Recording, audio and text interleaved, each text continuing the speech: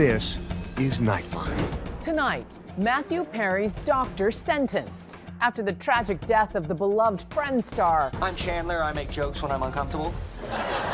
Now the first of 5 convicted in connection with his overdose, facing judgment. He actually spoke directly to Matthew Perry's family, saying that he had done wrong. Prosecutors say he provided vials of ketamine to the actor and taught his assistant how to inject the drug. They talk about exploiting Mr. Perry and taking advantage of his addiction. They write, quote, "I wonder how much this moron will pay." How did his family react? And what's next for the so-called ketamine queen? Plus, Josh Hutcherson, the star known for the Hunger Games. I watched you going home every day. Every day. Back on the big screen in the horror franchise Five Nights at Freddy's. They definitely heard the fans when they wanted something scarier, so we did it. The one-time teen heartthrob on his real-life love of more than a decade. We always make it work. From ABC News headquarters in New York, this is Nightline. Thanks for joining us. Tonight, courtroom drama in LA for the disgraced doctor dubbed one of the ringleaders in the devastating overdose death of beloved Friends actor Matthew Perry. How did his family react to the sentencing? Here's ABC's Trevor Alt. More than 2 years after Matthew Perry's sudden death shocked so many, the first of 5 people convicted in connection to his overdose has now faced justice. Dr. Salvador Plasencia seen arriving to hear his fate. What do you think your sentencing would be justified for today? Do you have any comment you would like to add?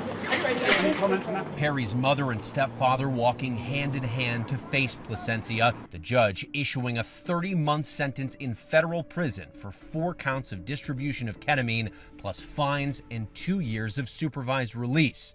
He sat looking at the judge through much of it, but he was constantly dabbing his face. It looked like he was sweating, but he was also crying. He would dab his eyes as well. He's also lost his license, his clinic, his practice. And so the judge is going to take all of that and put on top of that a sentence that sends a memo that if you are a doctor, you take that oath to protect, and you violate that in a criminal way that harms someone and potentially, if not actually leads to their death, this is the sentence you're looking at. This is the type of punishment you'll receive. The disgraced doctor is considered by prosecutors to be one of the ringleaders in Perry's death, pleaded guilty to the charges this past July.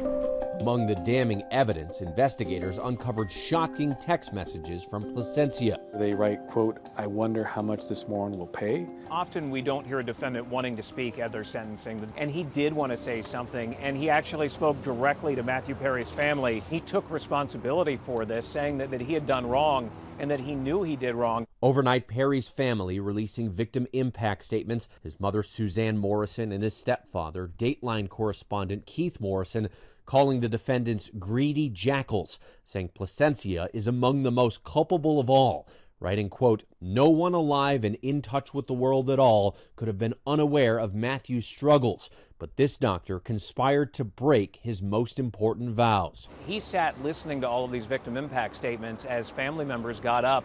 They spoke directly to him, and something we don't always see a defendant do. He looked directly back at them, and they made eye contact, and he cried during it. And Matthew Perry's mom got up and said, "I am the mother. Look at me. I am his mother." And they cried at each other. Requesting 2 additional units and a supervisor respond to Bluesdale Drive. The beloved actor's death rattled Hollywood and beyond in October of 2023. We're learning more about Perry's final hours. Known around the world as Chandler Bing on Friends. I'm Chandler. I make jokes when I'm uncomfortable. He brilliantly brought to life this character of Chandler Bing, who was this really funny guy next door kind of character. For 10 seasons on the show, some say Perry made it look so easy. While he was trying to make television happen, and in some cases movies happen, he was going through the darkest of times. In one of his final interviews, he told Diane Sawyer about the substance abuse disorder that would hold him in its grasp until the very end. How will we know when you're in trouble, when you're not okay? If I say, I'm just going to chill alone at home tonight.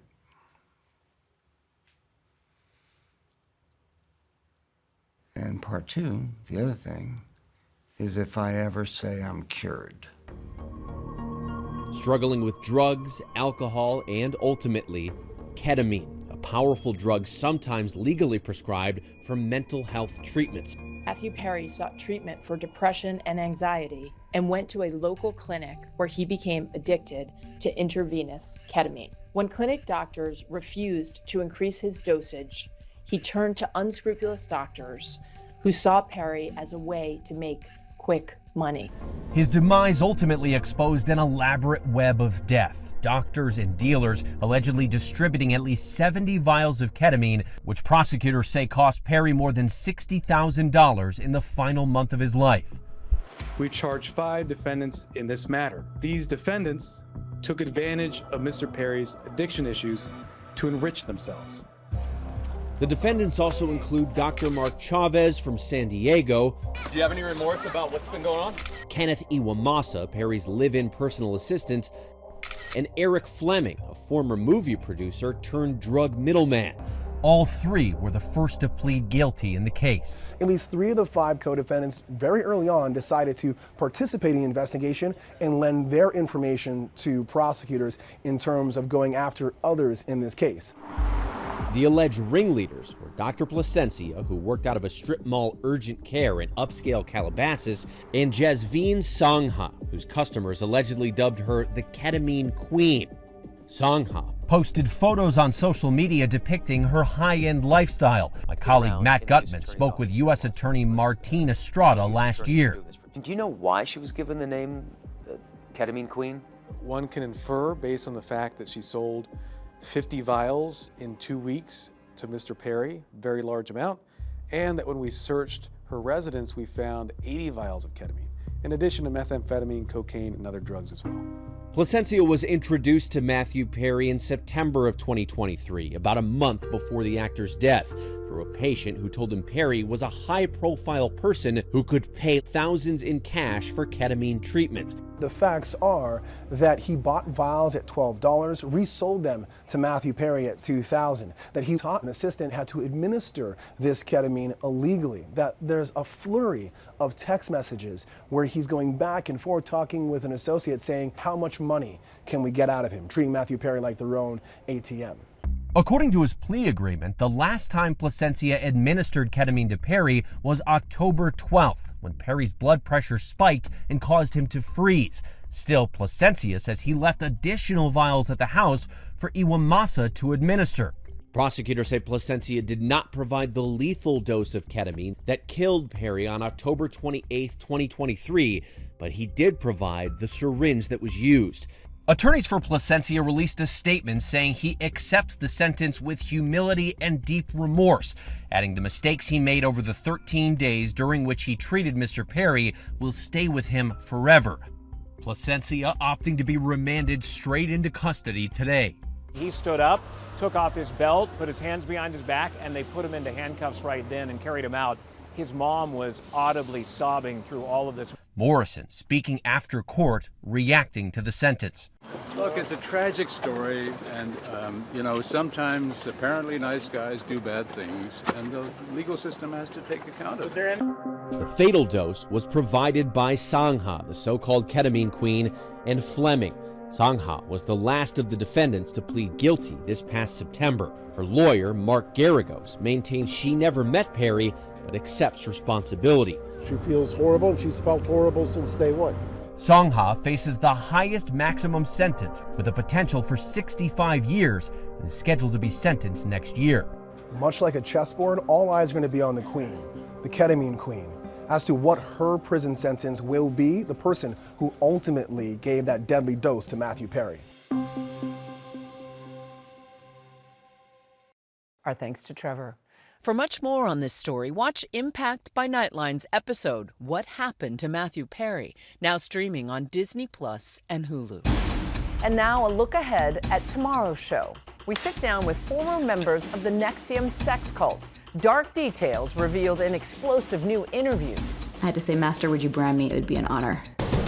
And when we come back, we're one-on-one with the Hunger Games star Josh Hutcherson, now back on the big screen in the horror mega-hit franchise Five Nights at Freddy's 2. Why he says it's scarier than ever.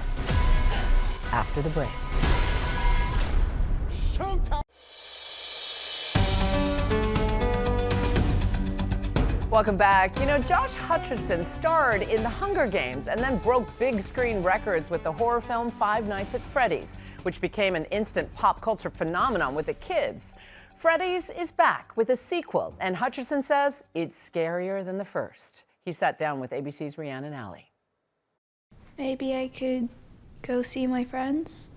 Okay, you can't go back there. They're broken. Now, one day, I'm gonna go fix them, but until then, maybe you could try making some friends with some real kids. We want to welcome Josh Hutcherson, making your Nightline debut. That is right. Yeah, very happy to be here. It is so great to have you. Yeah, and we are so excited for the new film because in the first film, we saw you taking on the role of Mike. You were a struggling security guard, taking on a night job. Yeah. And now you're back. Oh, no. Tell us about the new film. I know no spoilers. We pick up Mike and his younger sister Appy about a year after the events of the first movie, and they're just like trying to live a normal life, but unfortunately, Freddy's has a way of roping you back in. And in the sequel, things are just like, everything's amped up. It's scarier, there's more animatronics, the stakes are higher. And they really did a great job of not just remaking the first movie and calling it Freddy's 2, they really, I think, made something special. Even scarier than the first one. Even scarier than the first one, yeah. They definitely heard the fans when they wanted something scarier, so we did it. We may have crossed some lines, but it's good, yeah. Some good lines, I hope. Some good lines, yeah. Let's talk about the first one, because that was the biggest horror movie of 2023. Did it surprise you that fans latched onto this like they did? Yeah, I mean, I wasn't too familiar with the fandom before I made the movie. And then obviously when it did as well as it did at the box office, you're like, oh, okay, this has a massive following. Okay, so let's take a look at a clip from the sequel. Yeah.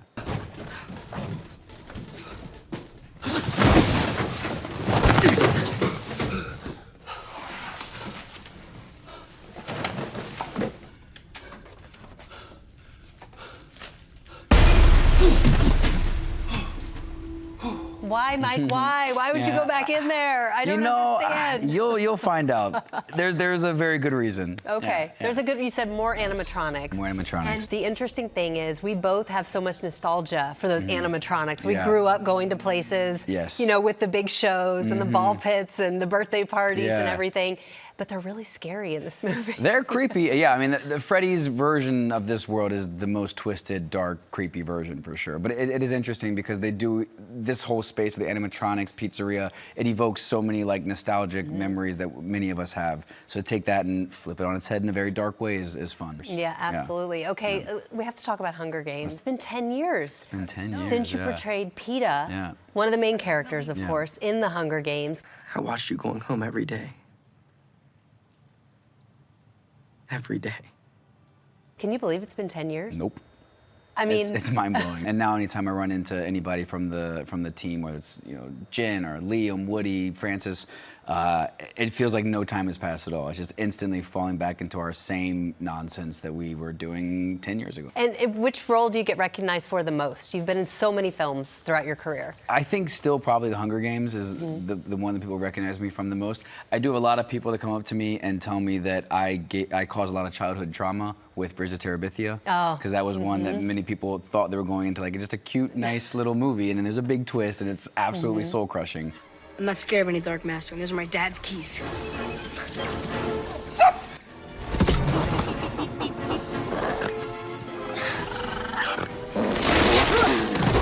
Speaking of the Bridge to Terabithia, you started acting at such a young age, doing that. The Kids Are All Right as well. So you were a child actor, and then transitioned into this massive success at such a young age with The Hunger Games. What was that journey like for you? It was a wild journey, and it still is. I mean, to this day, I've been doing this now for 24 years, and you never know what's going to come next. You never know when you're going to have a lull and not have anything to do for a couple of years. And then all of a sudden, like right now, I have Freddy's coming out. I have the HBO show I Love LA is out right now on HBO. So it's very unpredictable, but in a way, I've learned to love that about it because I had no choice, but also because it is like that. There's no settling down. Absolutely. And let's talk about your new series, I Love LA, because it's a comedy. Yeah. So you're going from horror to comedy. You've done action. You've actually done a little bit of everything, it seems like. Yeah, the series is great. It's called I Love LA. It's on HBO Sunday night, created by Rachel Sennett, who's a genius. She fully hijacked my day. Yeah, I know. Baby, it's because she's insecure. Do you think that character is the most like than any character you've played before? Yeah, I would say so. I think that Dylan's a pretty laid-back guy. He thinks that he's better than people sometimes because he's so laid back, which I can probably identify with in some unfortunate ways. Like, you guys are all freaking out, but I'm just chill, even though I'm like panicking in my brain. So you recently opened up about your 12-year relationship with your girlfriend, Claudia Trizac. Yeah. You seem like a pretty private guy. Yeah. What has been the secret to your longevity? Has it been kind of keeping out of the private eye a little bit with that? Yeah, I think so. I think that like I'm a private person in general, and I think that, you know, my relationship is mine, and I'm very happy in it. And, you know, I think that staying out of the public eye is important. And then also just communication has been like the biggest thing for me and her, and also getting to split time between LA and Madrid is like a pretty great life. Yeah. it makes things a lot easier. Complicated, of course, because she's an actress as well. So like when we're both shooting, time zones and things like that, it's hard to even talk sometimes. But we always make it work. Seriously, though, thank you so much for joining us. Yeah, thank you. This was so much fun. You can catch Josh in Five Nights at Freddy's 2 in theaters now. Our thanks to Rhiannon. When we come back, the drunk raccoon making people laugh, wreaking havoc in a liquor store.